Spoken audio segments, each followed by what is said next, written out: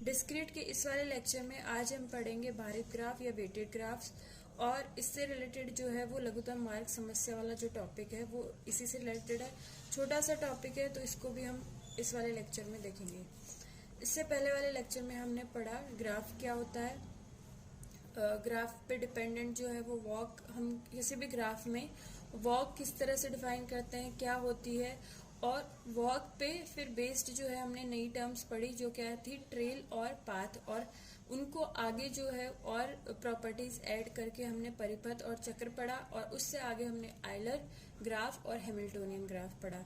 अब हम पढ़ रहे हैं भारित ग्राफ, वेटेड ग्राफ। जो नॉर्मल ग्राफ होता है हमारा, साधारण जो ग्राफ होता है उसमें क्या होता है, वी होता है जिसमें क्या शीर्ष होते हैं, शीर्षों का समुच्चय होता है कैपिटल वी और कोरों का समुच्चय होता है कैपिटल ई। तो इस तरह से आपका ग्राफ बन जाता है। लेकिन अभी तक आपने देखा, अभी तक के ग्राफ में ये 5, 13, 7 इस तरह की टर्म्स नहीं थी। वेटेड ग्राफ क्या होता है, नॉर्मल जो आपका ग्राफ है उसमें अगर आप कोर जो आपकी जैसे ए से बी के बीच में ये वाली कोर है, इसको आप कुछ वेट दे दो, कुछ भार दे दो, इसके साथ कोई पॉजिटिव वैल्यू जो है, धनात्मक वास्तविक संख्या जो है आप इसके साथ जोड़ दो, असाइन कर दो इसको, तो ऐसे वाले ग्राफ को हम क्या कहते हैं, भारित ग्राफ, वेटेड ग्राफ। यानी आपने कोरों को जो है वो वेट दे दिया कि किस कोर का वेट कितना है, वो उसकी वैल्यू कितनी है, वो आपने डिफाइन कर दी। तो ऐसा ग्राफ जो है जिसमें कोरों को भार दिया हुआ होता है, ऐसे ग्राफ को हम कहते हैं भारित ग्राफ। और इसको हम डिनोट करते हैं कैपिटल वी, कैपिटल ई, ये पहले से चल रहा था, ओमेगा और आ जाएगा। ओमेगा जो है वो वेट को डिनोट करता है, ओमेगा ई का मतलब है कोर ई पर कितना भार है।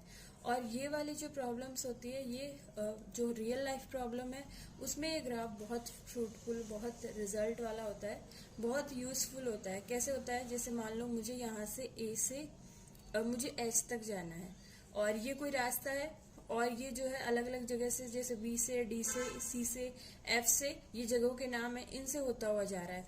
और मान लो ये जो है ए से बी की लंबाई 5 है, ए से डी की लंबाई जो है 13 किलोमीटर है।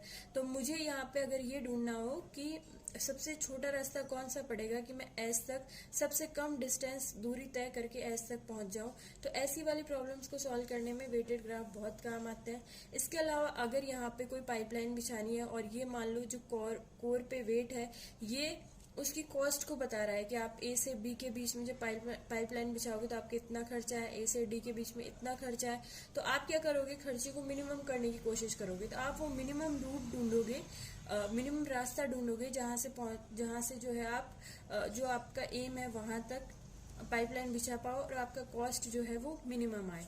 तो ऐसी वाली प्रॉब्लम्स को सॉल्व करने में वेटेड ग्राफ बहुत काम आता है। तो हम क्या करते हैं, इसमें 2 पॉइंट हमें दिए होते हैं, जैसे ए से एच तक, वो हमसे पूछ लेगा कि मिनिमम डिस्टेंस आप जो है ए से एच तक का लघुत्तम पथ जो है, वो लघुत्तम मार्ग दूरी, वो रास्ता ढूंढो जो सबसे कम छोटी डिस्टेंस का है, वो रास्ता आप ढूंढो। तो ऐसी प्रॉब्लम को हम कहते हैं लघुत्तम मार्ग समस्या, शॉर्टेस्ट पाथ प्रॉब्लम। इसमें क्या होता है, जी आपका भारित ग्राफ है और जी के कोई विशिष्ट शीर्ष है, 2 शीर्ष है, ए से किसी अन्य विशिष्ट शीर्ष बी के बीच में, वो आपसे मध्य ए से बी के मध्य जो है लघुत्तम मार्ग दूरी, शॉर्टेस्ट पाथ डिस्टेंस ज्ञात करना, ऐसी प्रॉब्लम को हम क्या कहते हैं, लघुत्तम मार्ग समस्या। यानी आपका ग्राफ जो है वेटेड ग्राफ है और उसके 2 शीर्ष ए से बी के बीच में आप लघुत्तम मार्ग दूरी ज्ञात कर रहे हो, इस प्रॉब्लम को हम कहते हैं लघुत्तम मार्ग समस्या। इसको सॉल्व करने के लिए जो मेथड यूज होता है उसको बोलते हैं दिक्स्ट्रा एल्गोरिथम। और ये दिक्स्ट्रा एल्गोरिथम किस तरह से काम करता है, ये हम जो है इसकी थ्योरी बाद में पढ़ेंगे, पहले हम एग्जाम्पल के थ्रू इसको समझेंगे, जिससे कि चीजें काफी अच्छे से समझ में आ जाएगी। जैसे ये एग्जाम्पल है, ये आपका ग्राफ है, क्या दिया हुआ है, निम्न भारित ग्राफ में शीर्ष V1 जो कि यहाँ पे है से शीर्ष V6 जो कि यहाँ पे है, V1 से V6 तक लघुत्तम मार्ग दूरी, लघुत्तम पथ ज्ञात कीजिए। इस तरह से आपकी प्रॉब्लम दी हुई होती है। तो इसको सॉल्व करने के लिए हम इस तरह की टेबल बनाते हैं और टेबल में ये जो वैल्यूज है हम ये ढूंढते हैं कि क्या वैल्यूज होगी, उनको लिखते हैं। और बॉक्स जो है, अस्थायी चिन्ह जो होता है वो बॉक्स होता है, ये यूजुअली हम सबके आगे बॉक्स लगा देते हैं। लेकिन ये जो बॉक्स के साथ टिक है, ये स्थायी वाला होता है, ये हम हर किसी के आगे नहीं लगाते।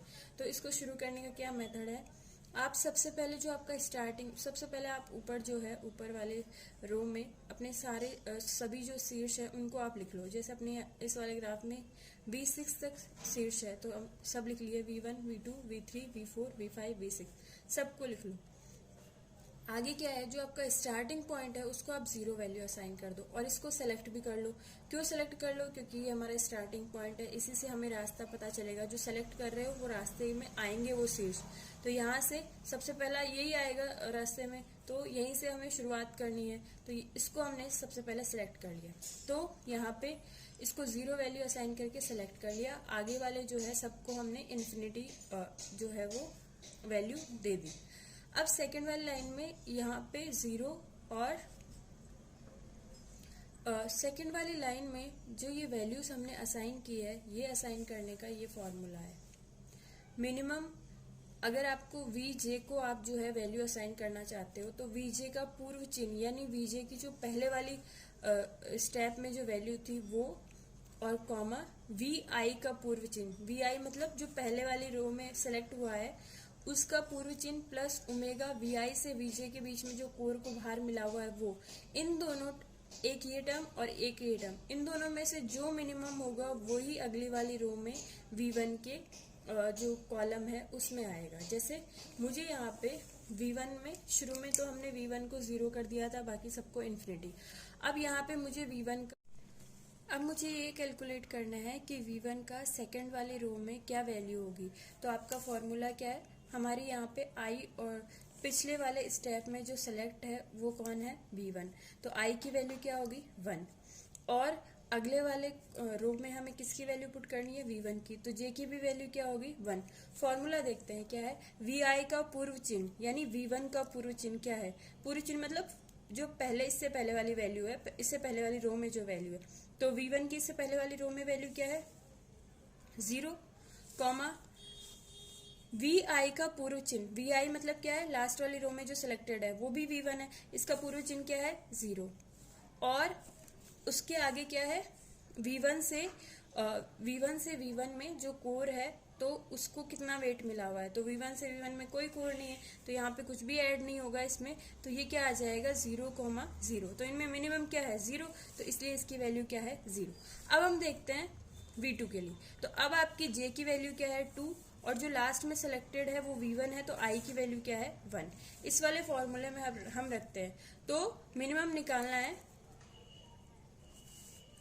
Vj का पूर्व चिन्ह यानी कि V2 का पूर्व चिन्ह क्या है इन्फिनिटी, और यहाँ पे दो टर्म ऐड होगी, Vi का पूर्व चिन्ह यानी जो V1 सेलेक्ट हुआ है, जो सेलेक्टेड है उसका पूर्व चिन्ह क्या है 0, प्लस V1 से V2 में Vi क्या है V1 और Vj क्या है V2, तो V1 से V2 में जो कोर है उसका भार कितना है, तो V1 से V2 वाली कोर में भार कितना है 4, तो हमें ये देखना है इन्फिनिटी और 4 में से मिनिमम क्या है 4, इसलिए यहाँ पे V2 के लिए करस्पॉन्डिंग वैल्यू क्या आ गई 4। अब V3 के लिए देखते हैं, तो इसका मतलब J की वैल्यू तो क्या है 3, और I जो पिछली वाली रो में सिलेक्टेड है उसकी वैल्यू क्या है 1, तो यहाँ पे क्या हो जाएगा, आपका फॉर्मूला क्या हो जाएगा, Vj का पूर्व चिन्ह यानी V3 की जो प्रीवियस वैल्यू है वो कितनी है इन्फिनिटी, और आगे क्या है Vi का पूर्व चिन्ह, Vi का पूर्व चिन्ह पहले वाले सिलेक्टेड जो पिछले वाले रो में सिलेक्टेड है उसका चिन्ह क्या है 0, प्लस V1 से V3 में कोई अगर कोर है तो उसका वेटेज क्या है, तो V1 से V3 में कोर है उसका वेटेज है 6,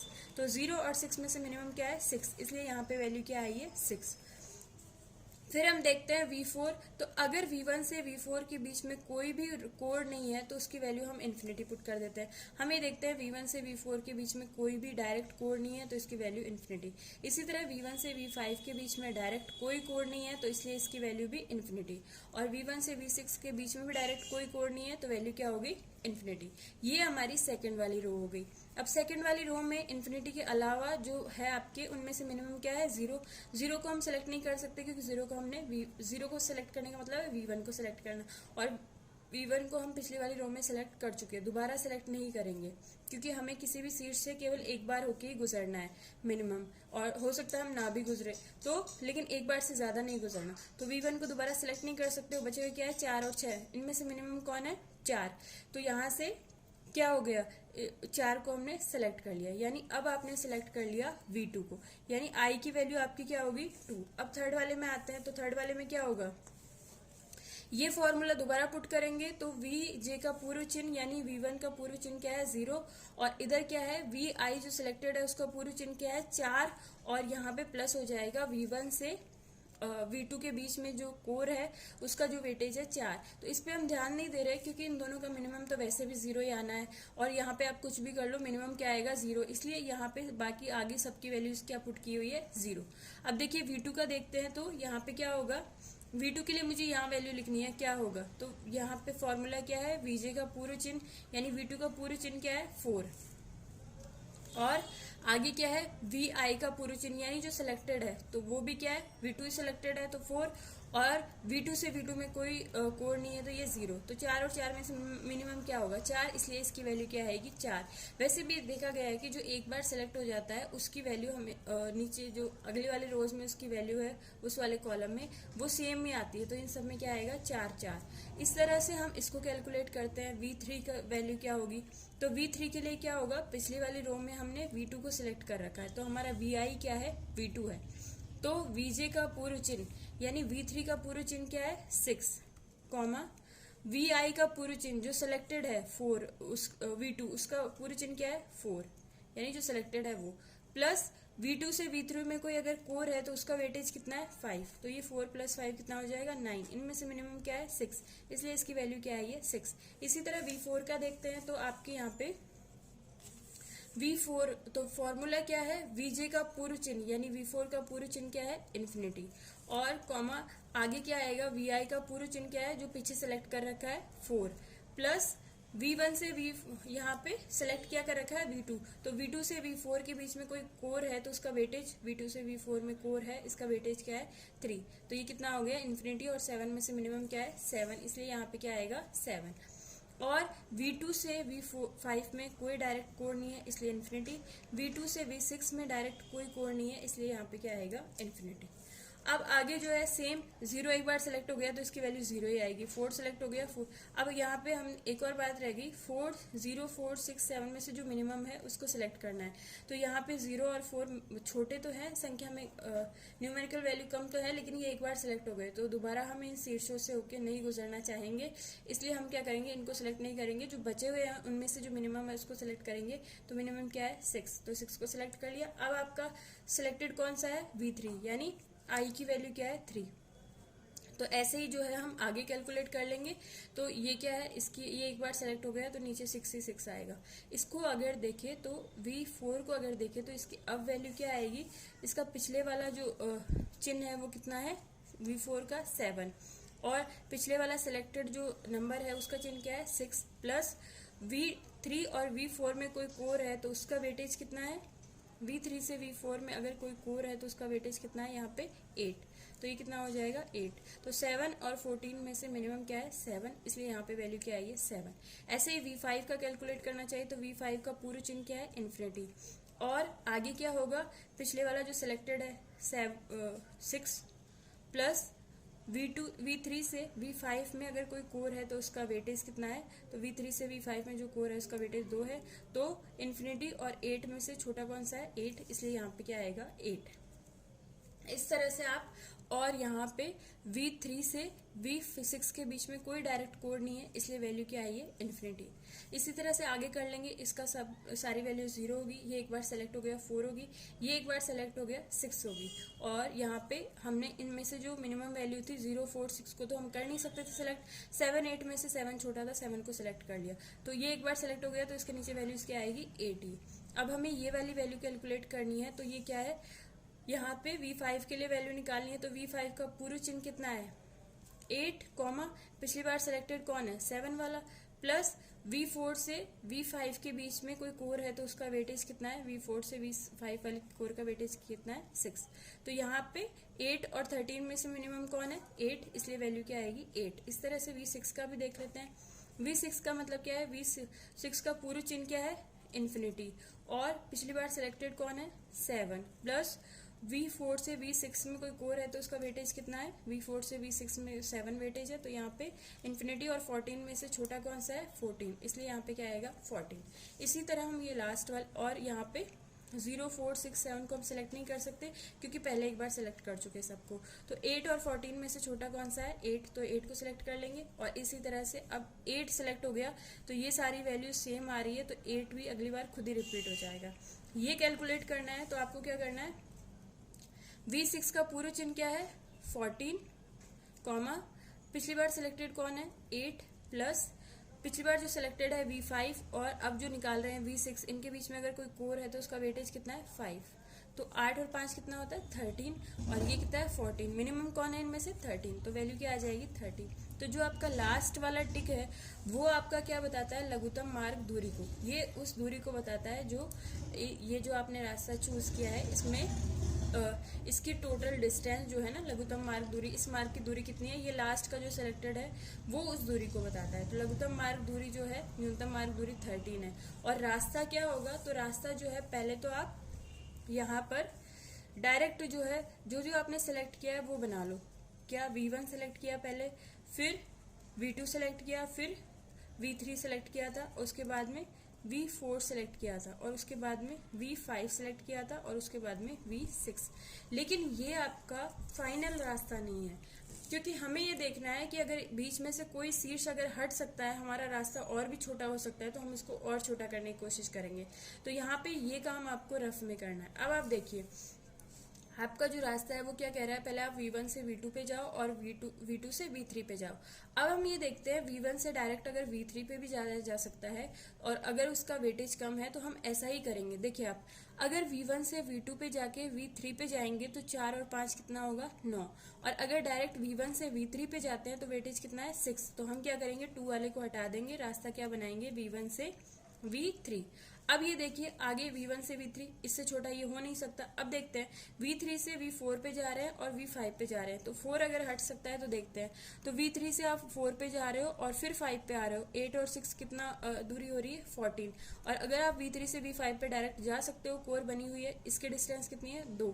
तो हम क्या करेंगे, V3 से डायरेक्ट जाएंगे V5 पे, और V5 के बाद डायरेक्ट जो है हमें लास्ट वाला पॉइंट तो लिखना ही पड़ेगा, इसको हम छोड़ नहीं सकते।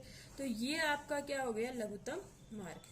तो ये जो है दिक्स्ट्रा जो मेथड है वो इस तरह से काम करता है। और यहाँ पे मैंने इसके 2-3 एग्जाम्पल है, इनको आप देख लीजिए और ज्यादा कंसेप्ट क्लियर हो जाएगा। और यहाँ पे जो आप एक्सरसाइज का फर्स्ट अनसॉल्व्ड क्वेश्चन है उसकी टेबल मैंने यहाँ पे ड्रॉ की हुई है, ये आप देख सकते हो। ये जो है मैंने A, B, C, D, E, F, G और Z के लिए ड्रॉ किया। तो जो लास्ट में 16 आया ये आपका क्या है, लघुत्तम मार्ग दूरी। और पहले मैंने भी जो है रफली ये वाला रास्ता बनाया था, फिर इनमें से जो शीर्ष हट सकते हैं उनको हटा के जो लास्ट में ये वाला रास्ता बनाया, ये आपका क्या है, लघुत्तम मार्ग। तो ये आप क्वेश्चन करेंगे तो आपको और ज्यादा क्लियर हो जाएगा। तो ये छोटा सा मेथड है, कोई बहुत ज्यादा लेंथी मेथड नहीं है। बस आपको जो है दिक्स्ट्रा वाले मेथड में ये वाला फॉर्मूला जो है वो सही से याद रखना है, इस वाले फॉर्मूले को बार बार यूज करना है, तो इसको अप्लाई करना भी आपको आना चाहिए। यहाँ पे VI जो है वो पिछली बार जो सिलेक्टेड जो होता है, जैसे यहाँ पे V1 पहले से सिलेक्टेड है उसको शो कर रहा है, और VJ जो है जिसकी हम वैल्यू लिख रहे हैं, जैसे अगर मैं V2 की वैल्यू लिख रही हूँ तो मेरा J की वैल्यू क्या हो जाएगी, 2। ये आपका करंट जिसके लिए आप कैलकुलेशन कर रहे हो वो है। तो ये छोटी सी बात आपको ध्यान में रखनी है, अदरवाइज ये बहुत ही छोटा सा मेथड है।